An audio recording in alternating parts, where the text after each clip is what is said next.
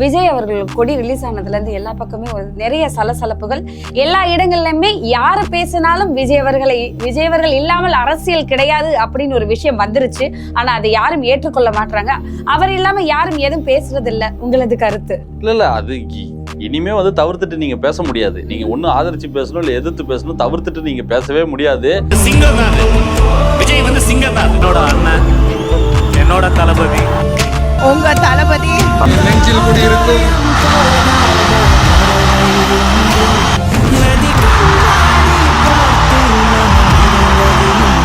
கொடி அறிவிச்சு இத்தனை நாள் ஆச்சு. எந்த இடங்கள்லயுமே தமிழக வெற்றி கழகத்தோட கொடி பறக்கவே இல்லை அப்படிங்கிற ஒரு விஷயம் எல்லாரும் முன் வச்சு பேசிட்டு இருக்காங்க. அவங்க கண்களுக்கு பட்டாலும் படாத மாதிரி நடிக்கிறாங்க. அதாவது தூங்குறவன் எழுப்பிலாம் தூங்குற மாதிரி நடிக்கிறவன் எழுப்ப முடியாதுன்னு சொல்லுவாங்க. சோசியல் மீடியால வைரல் ஆகிட்டே தான் இருக்கு. இன்ஸ்டாகிராம், ஃபேஸ்புக்னு எந்த பக்கம் பார்த்தாலும் அந்த கொடிகளை ஏத்துறதா. உங்களுக்கு தர்மபுரி ஆகட்டும், தேனியா இருக்கட்டும், உங்களுக்கு தென் மாவட்டங்கள் முழுக்க கொடிகளை ஏத்தி கொண்டாடிக்கிட்டு. அரசியல் இருக்கிறவங்க எங்கனாலே எதுவுமே சாதிக்க முடியல.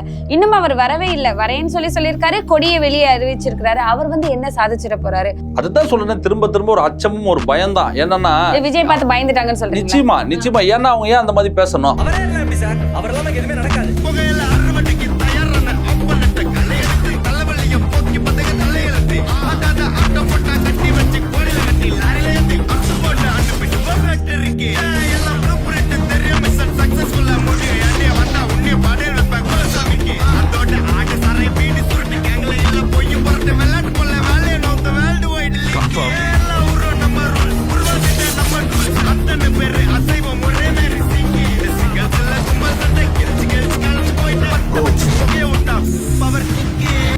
உண்மையாலே அறிவு சார்ந்து ஒரு உண்மையான ஆட்கள் சரி வரட்டும், விஜய் பேசட்டும், அவர் என்ன கொள்கை சொல்றாரோ அதுக்கப்புறம் நம்ம எதிர்க்கிறோமா ஆதரிக்கிறோமான்ற முடிவு பண்ணலான்னு சொல்றதா ஒரு பக்குவப்பட்ட ஒரு பத்திரிகையாளர்களுக்கான ஒரு அழகு.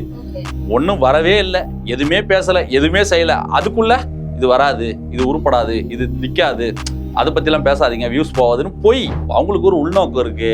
இவர் வந்துட்டா தமிழ்நாடோட அரசியல் சூழல் மாறும். அந்த ஒரு பயத்தின் காரணமாக கூட அந்த மாதிரி ஒரு பொய் பிரச்சாரம் அவதூறுகளை அள்ளி விடலாம். மக்கள் 26ல பதிலடி கொடுக்க போறாங்க. காத்திருந்து பாருங்க.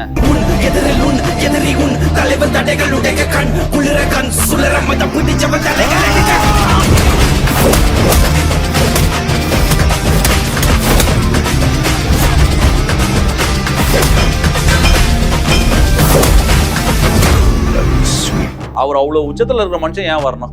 சம்பாதிக்கிற நோக்கமா? இல்ல கார்ல கொடி மாட்டிக்கிட்டு ஒயிட் அண்ட் ஒயிட் போட்டுக்கிட்டு நல்லா பிராஸ்லெட்டும் செயினும் மாட்டிக்கிட்டு ஊரை சுத்தி வரணும்னு அவசியமா? அவரோட கரியர்ல பீக்ல இருக்காரு. அவரோட துறையில அவர் கிங்கு. அவர் விட்டுட்டு வராருன்னும் போது அந்த நோக்கம் என்னன்றதை நீங்க புரிஞ்சுக்கணும். சம்பாதிக்கிற நோக்கமா? மக்கள் சேவை, அவங்களோட வாழ்வாதாரத்தை மேம்படுத்தணுன்ற ஒரு புனித நோக்கத்துக்காக ஒரு சேவை மனப்பான்மையோட வராரு.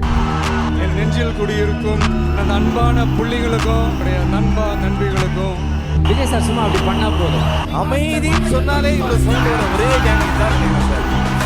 விஜய் அவர்களுக்கு இளைய தளபதியா இருக்க பிடிக்குமா, இல்ல அடுத்த சூப்பர் ஸ்டாரா இருக்க பிடிக்குமா?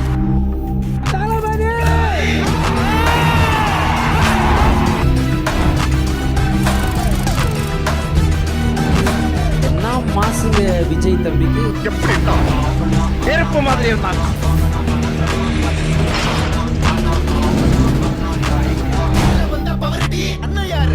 நாங்க நீட்டுக்கு ஆதரிக்கிறோம்னு எங்க பேசியிருக்கோமா? தூத்துக்குடி துப்பாக்கி சூட்டுக்கு ஆதரவா நாங்க பேசியிருக்கோமா? இல்ல போராட்டம் பண்ண நாடு சுடுகாடாயிடும் நாங்க பேசியிருக்கோமா? இல்ல இலங்கை தமிழர்களுக்கு துப்பாக்கி சூடு நடந்ததுக்கு நாங்க ஆதரிச்சு பேசியிருக்கோமா? எந்த இடத்துலயும் தமிழ்நாடு மக்களுக்கு எதிராக எங்க தளபதி ஒரு இடத்துலயும் பேசுறது கிடையாது.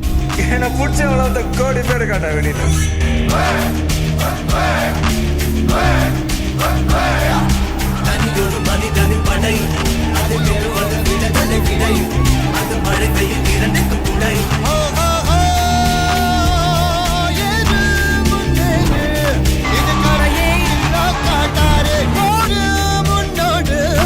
ஆனா என் ரசிகன் மேல மட்டும் கை வைக்காது.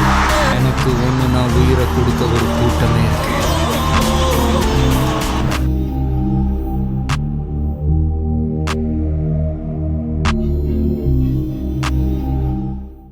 இன்றைய நேர்காணலில் தமிழக வெற்றி கழகத்தோட செய்தி தொடர்பாளர் திரு ராம்குமார் அவர்களிடம் பேசலாம். வாங்க. வணக்கம் சார். வணக்கம் மேடம்.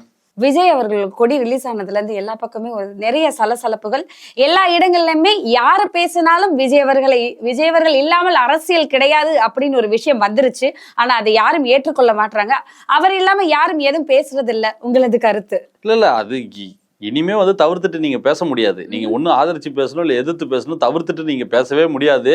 அது ஏத்துக்கலன்னு சொல்றது வந்து எல்லாரும் இல்ல, ஒரு சில பத்திரிகையாளர்கள் தான் அந்த மாதிரி எல்லாம் வந்து உட்காந்துட்டு ஒரு நெகட்டிவிட்டியா பேசிட்டு இருக்காங்களே தவிர, அது மக்கள் அழகா ரிசீவ் பண்ணிக்கினாங்க கொடியை. அந்த பாட்டு ரிலீஸ் பண்ணது வந்து நல்லா ரீச் ஆயிருக்கு. எல்லாரும் ஃபேன்ஸ் நல்லா செலிப்ரேட் பண்றாங்க.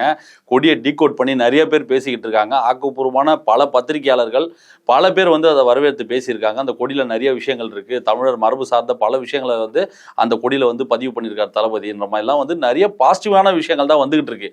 ஒரு சிலர் தான் வந்து அது அவரோட வளர்ச்சி பிடிக்காம, ஒரு அரசியல் வர்றது பிடிக்காம அந்த மாதிரி அவதூறுகள்லாம் பேசிக்கிட்டு இருக்காங்க. விஜய்க்கு வாய்ஸ் இல்லை, மக்கள் ஏத்துக்கல, கொடி சரியில்லை, அது சரியில்லை, இது சரியில்லைன்னு ஒரு சிலர் தான். அதுவும் ஒரு சிலர்னா கூட ரொம்ப 2-3 பேர் சும்மா பேரளவு அவங்களுக்கு ஒரு பப்ளிசிட்டி தேவைன்ற காரணத்துக்காக அந்த மாதிரிலாம் பேசிக்கிட்டு இருக்காங்க. மற்றபடி எந்த ஒரு சலசலப்பும் இல்லை. தமிழக மக்கள் வந்து அதை நல்லா அழகாக ரிசீவ் பண்ணிக்கிட்டாங்க. தமிழகம் முழுக்க வந்து பல மாவட்டங்கள் வந்து இப்போ 234 தொகுதிகள்லையும் வந்து அந்த கொடி கம்பமானது உங்களுக்கு இப்போ நடப்பட்டு வந்துகிட்டு இருக்கு. ஒவ்வொரு மாவட்டத்திலையும் அந்த சொந்த இடத்துல வைக்க சொல்லியிருக்காங்க. ஏன்னா அதுக்கு இந்த பர்மிஷன் ப்ரொசீஜர்லாம் இருக்கிறதுனால உங்களுக்கு சொந்த இடத்துல வைங்கன்ற மாதிரி ஒரு அறிவுரை வந்திருக்கிறதுனால மாவட்ட தலைவர்கள், மாவட்ட பொறுப்பாளர்கள் எல்லாமே வந்து அவங்களுக்கு சொந்தமான உட்பட்ட இடங்கள்ல அந்த கொடி கம்பளம் நடுறதுக்கான பணிகள் எல்லாமே வந்து மும்மரமா போய்கிட்டு இருக்கு. சிறப்பா செலிப்ரேட் பண்ணி கொண்டாடிக்கிட்டு இருக்கோம் நாங்க. இதுல நெகட்டிவிட்டி எங்க நீங்க பாத்தீங்க? நீங்க தான் மக்களுக்கு இடையூறு கொடுக்குற மாதிரி பொது இடங்கள்ல இந்த கொடியை ஏத்தக்கூடாது. சோ அவங்களோட சொந்தமான இடங்கள்ல ஏத்தணும் அப்படிங்கிற ஒரு ரூல்ஸ் பண்ணி தான் இதை பண்ணிட்டு இருக்காங்க. ஏன்னா கொடி அறிவிச்சு இத்தனை நாள் ஆச்சு, எந்த இடங்கள்லயுமே வந்து தமிழக வெற்றி கழகத்தோட கொடி பறக்கவே இல்லை அப்படிங்கிற ஒரு விஷயம் எல்லாரும் முன் வச்சு பேசிட்டு இருக்காங்க. அதை நீங்க எப்படி பாக்குறீங்க? அவங்க கண்களுக்கு பட்டாலும் படாத மாதிரி நடிக்கிறாங்க. அதாவது தூங்குறவன் எழுப்பிலாம் தூங்குற மாதிரி நடிக்கிறவன் எழுப்ப முடியாதுன்னு சொல்லுவாங்க. சோஷியல் மீடியால வைரல் ஆகிட்டே தான் இருக்கு. இன்ஸ்டாகிராம், ஃபேஸ்புக்னு எந்த பக்கம் பார்த்தாலும் அந்த கொடிகளை வந்து ஏத்துறதா. உங்களுக்கு தர்மபுரி ஆகட்டும், தேனியா இருக்கட்டும், உங்களுக்கு வந்து தென் மாவட்டங்கள் முழுக்க வந்து கொடிகளை ஏற்றி கொண்டாடிக்கிட்டு இருக்காங்க. அந்த இடம் தேர்வுகள் நடந்துகிட்டு இருக்கு. சிறப்பான முறையில் அது பண்ணிக்கிட்டு தான் இருக்காங்க. இவங்க பார்க்கலன்னு சொல்லுங்க, இவங்க கண்களுக்கு அது படலை. பட்டாலும் வந்து அது வந்து என்னன்னா அவங்க நோக்கம் என்னவா இருக்குன்னா அதை பத்தி நம்ம பேசக்கூடாது, பேசி அதை வந்து நம்ம இன்னும் பிரபலப்படுத்தக்கூடாதுன்றதுனால புறந்தள்ள பாக்குறாங்க. அது ஒரு வன்மத்தின் காரணமா கூட அப்படி பண்ணலாம். ஆனா கொடியெல்லாம் வந்து அழகான முறையில கொண்டாடிக்கிட்டு இருக்காங்க. நல்லா ரிசீவ் ஆயிருக்கு கொடி. இன்னைக்கே பாருங்க எத்தனை பைக்குங்கள்ல, எத்தனை காருங்கள்ல. சென்னையிலேயே பாருங்க, நான் வர வழியிலே 10 வண்டியில வந்து 2 வண்டியில வந்து கொடி போய் கார்ல போட்டு சுத்திக்கிட்டு இருக்காங்க. இவங்க பார்க்காம ஒரு விஷயத்த வந்து போற போகல அவதூறுகளை அள்ளி போட்டு போறது மக்கள் தான் முடிவு பண்ணணும். இவரு பேசுறவங்க ஒரு சில பத்திரிகையாளர்கள் சொல்றதெல்லாம் வந்து மக்களோட கருத்தாயிடுமாண்ணா? அப்படி கிடையாது. மக்கள் அதை கொண்டாடிக்கிட்டு இருக்காங்க. இன்னைக்கு பல தன்னார்வமா வந்து முன் வந்து அவங்க வந்து அந்த ஸ்டிக்கரை வாங்குறது, வண்டிகளில் ஓட்டுறது, காரில் ஓட்டுறது, பைக்கில் மாட்டுறது, அந்த காரில் மாட்டுறதுன்னு அந்த கொடியெல்லாம் சிறப்பான முறையில் வச்சு செலிப்ரேட் பண்ணிக்கிட்டு இருக்காங்க. இவங்க வந்து பார்க்கல, ஏற்றலைன்னா சும்மா அதெல்லாம் ஒரு பொய் பிரச்சாரம். அதெல்லாம் இத்தனை வருஷமா கட்சி அரசியல் இருக்கிறவங்க எங்கனாலே எதுவுமே சாதிக்க முடியல. இன்னும் அவர் வரவே இல்லை. வரேன்னு சொல்லியிருக்காரு, கொடியை வெளியே அறிவிச்சிருக்கிறாரு. அவர் வந்து என்ன சாதிச்சிட போறாரு? அவருக்கெல்லாம் வருவதற்கு தகுதியே கிடையாது அப்படின்னு பேசுறவங்களுக்கு நீங்க என்ன சொல்றீங்க? அதுதான் சொல்றேன், திரும்ப திரும்ப ஒரு அச்சமும் ஒரு பயம்தான். என்னன்னா விஜய் பார்த்து பயந்துட்டாங்கன்னு சொல்றீங்க. நிச்சயமா. ஏன்னா அவங்க ஏன் அந்த மாதிரி பேசணும்? ஏன்னா ஒருத்தர் வந்து இன்னும் கட்சியோட கொடியை மட்டும் தான் அறிமுகப்படுத்தியிருக்காரு. இன்னும் கொள்கையை சொல்ல, கோட்பாடு சொல்ல, சித்தாந்தத்தை சொல்லல, எதையுமே நம்ம இன்னும் பேசல. மாநாடு இன்னும் 1 மாசத்துல நம்ம பண்ண போறோன்றதெல்லாம் சொல்லியிருக்கோம். ஒருத்தரா இப்பதான் ஸ்டார்ட் பண்ணியிருக்காருன்னும் போது ஸ்டார்டிங்லேயே வந்து ஓகே வரட்டும், பேசட்டும். உண்மையாலே அறிவு சார்ந்து ஒரு உண்மையான ஆட்கள் வந்து சரி வரட்டும், விஜய் பேசட்டும், அவர் என்ன கொள்கை சொல்றாரோ அதுக்கப்புறம் நம்ம எதிர்க்கிறோமா ஆதரிக்கிறோமான்ற முடிவு பண்ணலான்னு சொல்றதா ஒரு பக்குவப்பட்ட ஒரு பத்திரிகையாளர்களுக்கான ஒரு அழகு. ஒன்றும் வரவே இல்லை, எதுவுமே பேசல, எதுவுமே செய்யல, அதுக்குள்ள இது வராது, இது உருப்படாது, இது நிற்காது, அதை பத்திலாம் பேசாதீங்க, வியூஸ் போவாதுன்னு பொய், பயம், பொய். யாரோ ஒருத்தங்க இயக்குறாங்களோ ஒரு சந்தேகமும் இருக்கு எங்களுக்கு. ஏன்னா இது ஒரு சொல்லக்கூடிய ஆட்களை வந்து நீங்க இப்படி பேசுங்கன்னு சொல்லி வேலை கூட அவங்கள பேச வச்சு கூட அவங்க வேடிக்கை பார்க்கலாம். அவங்க ஏன்னா இவர் மிகப்பெரிய ஒரு ஃபோர்ஸாக வராரு, மக்களோட ஆதரவு இருக்கு இவருக்கு. அவர் வந்து இன்னைக்கு வந்து சினிமாவில் வந்து நம்பர் 1 உச்சத்தில் அவர் இன்னைக்கு உட்காந்துருக்காரு. மக்கள் வந்து கொண்டாடி இருக்காங்க. கோட்டு படத்துக்கான அந்த ரெஸ்பான்ஸை பார்த்தாலும் உங்களுக்கு தெரியும் முன்பதிவுகள் எந்த அளவுக்கு ஆயிருக்குன்னும் போது இவங்க சொன்னாங்க கட்சியெல்லாம் ஆரம்பிச்சிட்டாரு, இனிமேல் மக்கள் ஆதரவுலாம் இருக்காதுன்னு சொன்னாங்க. இன்னைக்கு புக்கிங்ஸ் பார்த்தீங்கன்னா பிச்சு உதறிட்டு போயிட்டு இருக்கு. உங்களுக்கு தேட்டர் வாசல்ல கியூ நிற்கிறாங்க. அப்படி மக்களோட ஆதரவு அவருக்கு என்னைக்குமே இருக்கிறதுனால ஒரு பயமா கூட இருக்கலாம். என்னடா இவர் வந்துட்டாருன்னா நம்மளோட கட்சிக்கான வெற்றி வாய்ப்பு காணாம போயிடுமோ, இவர் ஒரு பெரிய ஃபோர்ஸா வந்துடுவாரோன்னு பயத்தின் காரணமா கூட அப்படி பேசலாம். நான் திரும்ப திரும்ப பதிவு பண்றது அது ஒண்ணுதான். அவங்களுக்கு ஒரு உள்நோக்கம் இருக்கு. இவர் வந்துட்டா தமிழ்நாடோட அரசியல் சூழல் மாறும். அந்த ஒரு பயத்தின் காரணமா கூட வந்து அந்த மாதிரி ஒரு பொய் பிரச்சாரம் அவதூறுகளை அள்ளி விடலாம். மக்கள் 26ல பதிலடி கொடுக்க போறாங்க, காத்திருந்து பாருங்க. அப்புறம் இன்னொரு என்ன சொல்றாங்கன்னா, நடிகர் எல்லாம் வந்து அரசியலுக்கு வர முடியுமா? நடிப்பு வேற, அரசியல் வேற. இது தெரியாம விஜய் அவர்கள் தெரியாம காலத்துக்கு உள்ள வச்சிருக்காரு. ஏன் வரக்கூடாதா?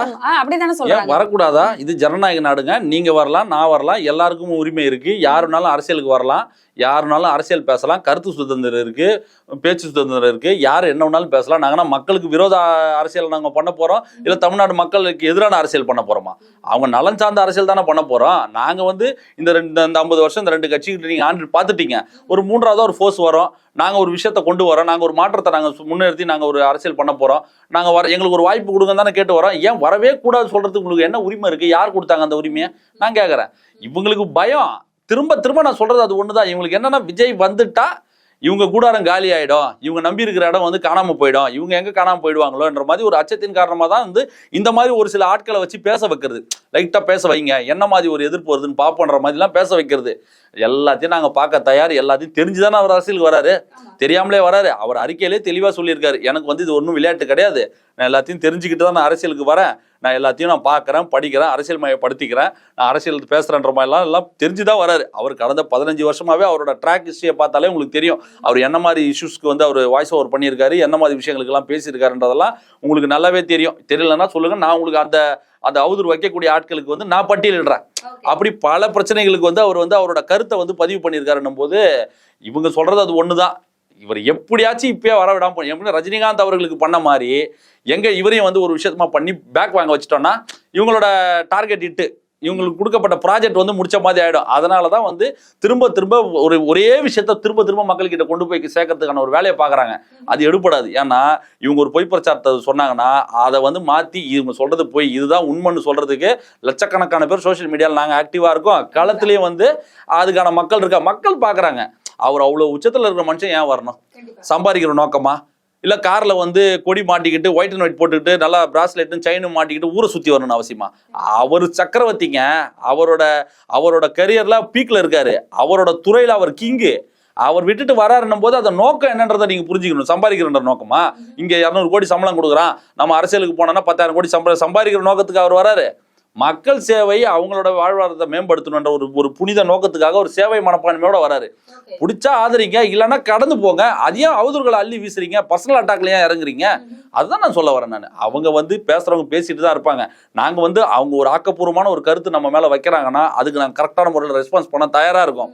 நீங்க அவதூறுகளையும் பொய்களையும் நீங்க சொல்லிக்கிட்டு இருந்தீங்கன்னா புறந்தள்ளிட்டு நாங்க மக்கள் சேவையை நோக்கி போவோம். எங்களுக்கு நிறைய வேலை இருக்கு, உங்களுக்கு பதில் சொல்ல வேண்டிய அவசியம் எங்களுக்கு கிடையாது. இன்னொரு விஷயம் என்னன்னா, விஜய் அவர்களை சுத்தி இருக்கிறவங்க எல்லாம் அவருக்கு தப்பான விஷயங்களை சொல்றாங்க, அவருக்கு சரியான விஷயங்களை உள்ள கொடுக்கறது கிடையாது, அவர் அதை கேட்டு தப்பான முடிவுகள் எல்லாம் எடுக்கிறாரு. அவர் யாருக்கா ஒர்க் பண்றாரு, எனக்கு ஒரு டவுட்ன்றேன் நான். அவர் யாருக்கா கூட ஒர்க் பண்ணலாம், யாரா சொல்லி செய்யலாம், அடிச்சு விடு முடிச்சு விடுன்னு கூட நினைக்கலாம். இவரு சொல்லிட்டு அவர் வரது நிறுத்திட போறாரா? முடிச்சிட முடியுமா? இந்த விஷயத்தை முடிச்சிட முடியுமா? அவர் நினைக்கிறாருங்க. அப்படியே அவர் நினைக்கிறாரு. இது தடுக்கிற விஷயமா இது? அதெல்லாம் நீ இவரு பேச்செல்லாம் கேட்டலாம், அவரெல்லாம் பயந்துட்டு ஒதுங்குறாளா? எல்லாரையும் சந்திப்பாரு, எல்லாரையும் பார்ப்பாரு. அதெல்லாம் தெரிஞ்சுதானே அரசியல் வராரு. சினிமால பார்க்காத விமர்சனமா, அவதூறுகளா, பொய்களா, அபியூசஸா, அதெல்லாம் பார்த்துட்டு வந்தவங்க தானே. ஏதாவது புதுசா உள்ள வரவங்களுக்கு தான் ஒரு பயம் இருக்கும். ஐயோ பயங்கர நெகட்டிவிட்டியா இருக்குன்னு. யோ நாங்க வாழ்றதே நெகட்டிவிட்டி இல்லையா, வளர்ந்ததே நெகட்டிவிட்டி இல்லையா? அபியூசஸ்லயும் அதாவது வந்து அவதூறுகள்லயும் தான் எங்க தளபதியே வளர்ந்தாரு. தோல்விகளை பார்த்து வெற்றி அடைஞ்சாரு. வந்த உடனே ஒன்னும் அந்த கிரீடத்தை தூக்கி ஒன்னும் கொடுத்துடல. தமிழ் சினிமால 25 வருஷத்தை கட்டி ஆண்டி கஷ்டப்பட்டு அந்த இடத்துக்கு வந்திருக்காரு தவிர எவனையும் மட்டம் தட்டிட்டு மேல வரல. அந்த உழைப்பை போட்டுதான் வந்திருக்காரு. அதே உழைப்பை தான் அவர் அரசியலையும் போட போறாரு. மக்களை நம்பி வர்றாரு. மக்கள் சொல்லிட்டான், அவங்களை ஏத்துக்கிறோம்னா எங்க கொள்கையை சொல்ல போறோம், ஏத்துக்கிட்டா நாங்க இது பண்ண போறோம், இல்லைன்னா தொடர்ந்து போராட போறோம். உங்களுக்கு என்ன பயம்? அவர் வரவே இல்லை, எதுவுமே பேசவே இல்லை. அதுக்குள்ள உங்களுக்கு வந்து உடனே ஆஹா ஓஹோ அப்படி ஆயிடும் இப்படி ஆயிடும். ஏன் நீங்க ஒரு பயத்தின் வெளிப்பாடா இருக்கீங்க? திரும்ப திரும்ப நான் சொல்றேன், எதுக்கு நீங்க சும்மா டார்கெட் விஜய் டார்கெட், உன் வேலை விஜய் திட்டுறது மட்டும்தான், டார்கெட் பண்ணி முடிச்சு விடு, இதுதான் ஒரு வேலைன்னு மாதிரி யாரோ வேலை கொடுத்துருக்காங்க போல இருக்கு. அதனால அந்த வேலையை அவர் பாக்குறாரு தான். இந்த இடத்துல நான் பகிரங்கமா குற்றச்சாட்டே வைக்கிறேன். நான் பகிரங்கமா சொல்றேன், அவர் வந்து யாரோ சொல்லிதான் செய்யறாரு. இன்னொரு விஷயம் என்னன்னா, ஏன் அவர் வந்து தமிழ்நாட்டுல இருக்கிறவங்களை கூட வச்சுக்கல, புஷி ஆனந்த் அவர்களை கூட வச்சிருக்காரு, அவர் பாண்டிச்சேரியில இருக்கிறவர் தானே, அப்படிங்கிற ஒரு விஷயம் கொண்டு வராங்க. அதை நீங்க எப்படி பாக்குறீங்க? அதாவது எடுத்து வைக்கக்கூடிய ஒரு அலிகேஷன் ஒருத்தவங்க வைக்கிறாங்கன்னா ஏதாச்சும் ஒரு லாஜிக் இருக்கணும். ஒன்றுத்துக்கும் உதவாத 10 விசாக்கு புரோஜனமே இல்லாத ஒரு விமர்சனத்தை அவர் எடுத்து வைக்கிறாருன்னா அவரோட அறிவு எந்த அளவுக்கு இருக்குன்றதை நீங்கள் நம்ம அதுலேருந்தே புரிஞ்சுக்கலாம். என்னன்னா தமிழ்நாட்டில் இருக்க அவன் மனுஷன் கிடையாதா, மிருகமா? பாண்டிச்சேரி அப்போ தமிழ்நாட்டில் இருக்கவங்களாம் யோகியா, பாண்டிச்சேரியில் இருக்கிறவங்களாம் அயோக்கியானா? என்ன பேச வர்றாரு அவரு? எந்த ஸ்டேட் இதுல பிரிவினைவாதத்தை பேசுறாரு அவரு? அவர் மட்டும் பேசல, எங்க ஸ்டேட் பிரிவினைவாதத்தை பேசுறாருங்க அவரு. ஏன் அந்த நாட்டுக்காரர் இருக்கணும், இந்த நாட்டு யாரும் கூட, நாளைக்கு இந்த ஜாதிக்காரனை வச்சுக்கொண்டுவாரு, இந்த மதத்துக்காரனை வச்சுக்கொண்டுவாரு. நாங்க வந்து பிறப்புக்கும் எல்லா உயிருக்கும் சொல்லிட்டு வரோம், ஜாதி இருக்கக்கூடாதுன்றோம், எல்லாரும் சகோதரத்துவமா இருக்கணும்ன்றோம், சமத்துவம்ன்றோம். எங்களுக்கு உங்களுக்கு செட் ஆகுமா? இவர் இந்த ஒரு விஷயத்திலே வந்து பிரிவினை பேசக்கூடிய ஆள் வந்து நாளைக்கு இவர் விஜய் கிட்ட போனாரா என்ன மாதிரி விஷயங்கள்லாம் பண்ணுவாரு? இவரோட வேலையா அதுதான். நாங்க அனைவரும் சமம்னு பாக்குறோம். திறமை எங்க இருக்கோ அவங்களுக்கு அங்கீகாரம் கொடுக்கணும். இப்ப நான் யாரு, ராம்குமார் என்றவன் யாருன்னு எவனுக்குமே தெரியாது. இன்னைக்கு என்ன வந்து இந்த மீடியா வெளிச்சத்துல உங்க முன்னாடி உட்கார வச்சு பேச வச்சிருக்க தளபதியோட அந்த அவர் பார்வையில் நான் பட்டிருக்கேன். ஏதோ இந்த பையன் சுமாரா பேச வைங்கப்பா அவனை, செய்தி தொடர்பாளர் போ பேசு, நல்லா பேசு, அவ்வளவுதான், முடிஞ்சு போச்சு. எவனுக்கு திறமை இருக்கோ அவங்களுக்கான அங்கீகாரம் கிடைக்கும். இங்க இன்னாரோட பையன், இன்னாரோட தம்பி, இன்னாரோட இவன்றதுனால பதவிகள்லாம் கிடைக்கிறது கிடையாது. இது அனைவருக்குமான ஒரு கட்சி தமிழக வெற்றி கழகம். பிரிவினைக்கெல்லாம் இங்க இடமே கிடையாது. நீங்க என்ன உன்னாலும் விமர்சனத்தை எடுத்து வைங்க, அதுக்கான பதில் நாங்க கொடுத்துக்கிட்டே தான் இருப்போம். தொடர்ந்து அடுத்து இந்த விஷயம் எல்லாம் பேசுறது, இந்த இதெல்லாம் போனதுக்கு அப்புறம் இந்த கொடி வந்தப்போ நிறைய பிரச்சனைகள், நிறைய சர்ச்சைகள் வந்தது. கொடியில இருக்கிற பூவை வச்சு வந்தது அது வாகைப்பூ கிடையாது, அது தூங்குமூஞ்சி பூ அப்படின்னு சொன்னாங்க. யானை வந்து இருக்கக்கூடாது, இது பகுஜன் கட்சியில இருந்த சின்னம், அதை எதுக்கு விஜய் அவர்கள் கொண்டு வந்து வச்சிருக்காருன்னா அதுக்கான கேஸ் எல்லாம் போட்டு அது ஒரு பக்கம் போயிட்டு இருக்கு. அதுக்கெல்லாம் என்ன பதிலடி கொடுப்பாரு தளபதி விஜய் அவர்கள்? இல்ல கட்சி சின்னத்தை தான் பயன்படுத்தக்கூடாது தவிர கொடியில நாங்க என்ன வேணாலும் பயன்படுத்தலாம், என்ன ஒரு இது வேணாலும் பயன்படுத்தலாம். அவங்க பகுஜன் சமாஜ்வாடி கட்சியோட சின்னத்தை தான் நாங்க, எங்க சின்னம் என்னன்றதை நாங்க அறிவிக்கவே இல்லையா? ஒரு அங்கீகாரம் பண்ணப்பட்ட ஒரு கட்சி உதயசீரன் சின்னத்தை கேட்டா கொடுத்துருவாங்களா? அது அங்கீகரிக்கப்பட்ட கட்சி, அது ரெட்டையிலை கொடுத்துருவாங்களா? கொடுக்க மாட்டாங்களா? அந்த மாதிரி ஒரு கட்சியோட அங்கீகரிக்கப்பட்ட ஒரு கட்சியோட கொடியை வந்து நீங்க பயன்படுத்த, சின்னத்தை தான் நீங்க பயன்படுத்தக்கூடாது தவிர அந்த கொடியில நம்ம என்ன வேணாலும் பயன்படுத்திக்கலாம். அது தேர்தல் ஆணையத்துக்கு வந்து கேட்கறதுக்கு அதிகாரம் இல்லைன்ற மாதிரி சட்ட வல்லுநர்கள் சொல்றாங்க. அப்படி அவங்க வந்து லீகலா பண்றதுன்னா அது நாங்க பதில் சொல்ல தயார்ன்றதை எங்க வெற்றி கழகம் சார்பா நாங்க அதுக்கு மறுப்புன்னு சொல்லி தெரிவிச்சிருக்கோம். அதே நேரத்தில் நாங்க அதுக்கான பதில் நாங்க கொடுத்தாச்சு. அந்த கொடி விவகாரம் அதோட முடிஞ்சு போயிடுச்சு. அதுக்கப்புறம் என்ன கேட்டீங்க? கொடிக்கு முன்னாடி பூ பூ, அது தூங்கு மூஞ்சி பூன்றாங்களே. எப்பா என்ன அறிவு இவங்களுக்கு தூங்கு மூஞ்சி பூன்றது. இப்போ 10வது படிக்கிற பசங்க புக் இருக்கு பாத்தீங்களா, அதுல வந்து 189வது பக்கத்துல போய் பாருங்க. இதே நாங்க போட்டிருக்கிற அதே பூவை தான் வந்து தமிழ்நாடு அரசு அச்சடிக்கப்பட்ட 10வது படிக்கக்கூடிய மாணவர்களோட புத்தகத்துல அந்த பூ இடம் பெற்றிருக்கு. வாகைப்பூ இதே பூவை தான் போட்டு வச்சிருக்காங்க.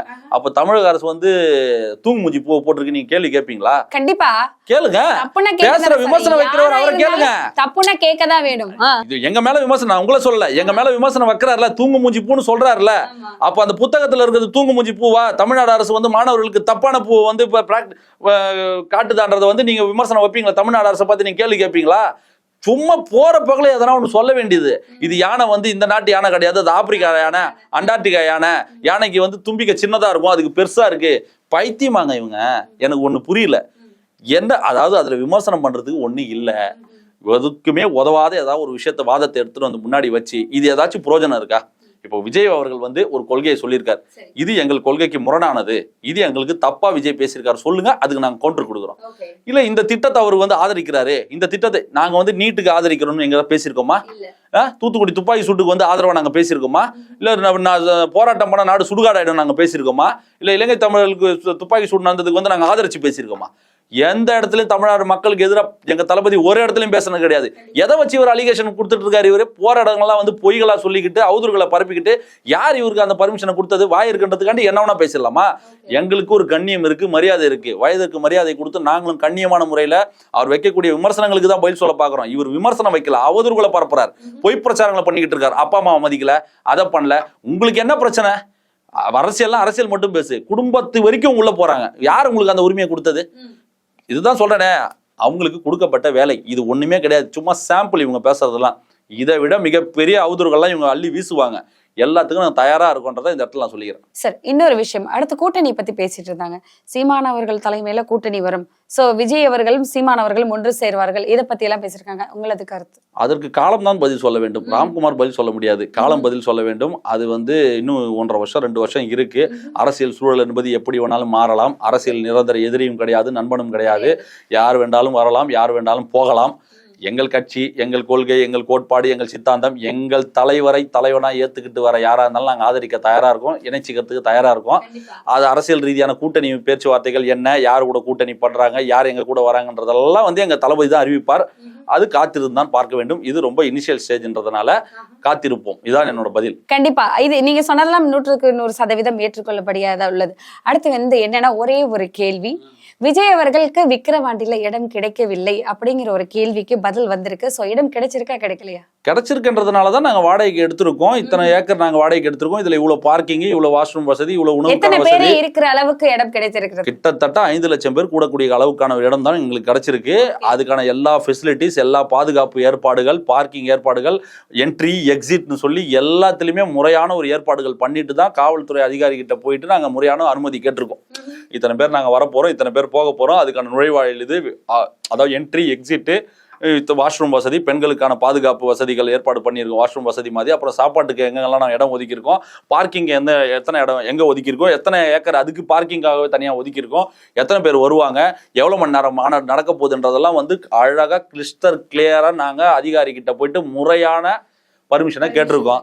அவங்க திரும்ப ஒரு கேள்வி கேட்டிருக்காங்க, என்ன மாதிரி பண்ண போறீங்கன்றதெல்லாம் கேட்டிருக்காங்க. நாங்கள் திரும்ப அதுக்கு பதில் கொடுக்க போறோம். அதுக்கான பர்மிஷன் கிடைக்க போது திட்டமிட்டபடி செப்டம்பர் 23 மாநிலம் தழுவிய மாநாடு நடக்கத்தான் போகுது. இவங்க பார்த்து இன்னும் வைத்தறிச்சல்ல அழுவதான் போறாங்க. 5 லட்சம் தான் வருவாங்களா? அதிகமா எதிர்பார்க்கப்படுகிறது. அவர் கண்ணை சச்சால் லட்சக்கணக்கான வரத்து காத்திருக்கிறதுக்கு ஆளுங்க இருக்காங்க. இங்க இடம் இருக்கா? இங்க இடம் கிடையாது. அதனால வந்து போதுமான அளவுக்கு வந்தா போதும். அப்படிலாம் கிடையாது. பொதுமக்கள் மாநிலம் தழுவிய மாநாடுங்க, யாருனாலும் வரலாம். ஏன்னா இப்ப வந்து மாணவர்களுக்கு பரிசு கொடுத்தாங்க, அதோட கொடி வெளியீட்டு விழாக்கும் குறிப்பிட்ட ஒரு நபர்கள் மட்டுமே உள்ள அனுமதிக்கப்பட்டாங்க. அவங்களோட போன்ஸ் எல்லாம் பறிமுதல் பண்ணி வாங்கி வச்சுக்கிட்டாங்க. சோ நிறைய ரூல்ஸ் அண்ட் ரெகுலேஷன் படி தான் அதுக்குள்ள எல்லாமே நடந்தது. சோ அந்த மாதிரி ஏதாவது அது மாணவர்களுக்கு விருது வழங்கின விழா வந்து லிமிட்டடான ஒரு ப்ரோக்ராம். அது வந்து ஆல்ரெடி அங்க ஒரு ஃபேமிலில இருந்து 3 பேர் வரலாம், 4 பேர் வரலாம் என்ற மாதிரி ஒரு பிளான் பண்ணியிருந்தாங்க. கிட்டத்தட்ட ஒரு நாளைக்கு 1500 பேர் வராங்கன்னும் போது அந்த குடும்பம் சார்ந்த ஆட்கள் மட்டும் தான் வரணுன்ற மாதிரி ஒரு ரெஸ்ட்ரிக்ஷன் இருந்தது. அதுல அது உண்மைதான். ஏன்னா அந்த போன் பறிமுதல் பண்ணி வச்செல்லாம் வந்து இவங்க எடுத்த உடனே போய் செல்ஃபி எடுக்க போவாங்க. ஆனா ஆல்ரெடி அங்க நேரம் ஆகிட்டு இருக்கு. பல பேர் காத்திருக்கிறாங்க, பல பேர் ஊருக்கு போக வேண்டிய கட்டாயம் எல்லாம் இருக்கிறதுனால, நடைமுறை சிக்கல்லாம் இருக்கிறதுனால தான் அந்த போன் வாங்கி வச்சது. மற்றபடி அவங்களுக்கு எல்லாம் கரெக்டான முறையில வந்தவங்களுக்கு வந்து அவங்க உட்கார வச்சு அவங்கள கவனிச்சு சாப்பாடு போட்டு, அவங்க லேட் ஆனவங்களுக்கு வந்து மறுபடியும் தங்கும் வசதிகளை ஏற்படுத்தி கொடுத்து அவங்கள தங்க வச்சு மறுநாள் அவங்களுக்கு ஊருக்கு அனுப்பி வைக்கிற வேலைகள் வரைக்கும் கரெக்டா பார்த்தாங்க. மெடிக்கல் கேம்பும் போட்டு. சோ இத்தனை விஷயம் நடந்திருக்கு. அதெல்லாம் ஏன் வெளியே சொல்லல? அவங்க வந்து இந்த ரெஸ்ட்ரிக்ஷன் போட்டது மட்டும் தான் வெளியே வந்தது. மீடியாவோட வெறி என்னன்னாங்க, நீங்க பாசிட்டிவ் சொன்னா எவங்க பாக்குறான், புரியுதுங்களா? பாசிட்டிவ் சொன்னா எவனும் பார்க்க மாட்டான். நீங்க தம்ப்லைன்ல என்ன போடுறீங்கன்றதுதான் இங்க மேட்ரு. நீங்க உள்ள ஒருத்தனை கூட்டிட்டு வரணும்னா கண்டென்ட் ஒரு அளவும் இருக்காது உள்ள. இவன் தம்ப்லைன்ல ஒண்ணு போட்டானா முடிஞ்சு போச்சு. அதை பார்த்து ஒரு 10,000 பேர் வரப்போறான். உண்மை தெரிஞ்சவனா வெளியே போறான் அன்சப்ஸ்கிரைப் பண்ணிட்டு. இது ஒரு மீடியா பசி, மீடியா வெறி, வியூஸ் வெறி. அதுக்காண்டி பொய்களையும் அவதூறுகளையும் அள்ளி வீசலாம். தம்ப்லைன் இப்படி வையா உள்ள வருவான் அப்பதான்ற மாதிரி ஒரு ஸ்ட்ராட்டஜி. அது நமக்கு தெரியும். பொதுமக்கள் ஏமாறுறாங்க. அது விழிப்புணர்வை நாங்க ஏற்படுத்துவோம். கண்டிப்பா தமிழக வெற்றி கழகத்தோட கொடி எல்லா இடமும் பறக்கட்டும். நாங்க ஒத்துக்கிறோம் சார், நாங்க விஜய் ரசிகர்கள் தான். சோ விஜய் அவர்களுக்கு நாங்க சப்போர்ட் பண்ணுவோம். தளபதி அவர்கள் கொடி தமிழகம் எங்கும் உலகம் எங்கும் பறக்கட்டும். மாநாடு வெற்றிகரமாக நடக்கட்டும். தொடர்ந்து பேசுவோம். நன்றி, மகிழ்ச்சி.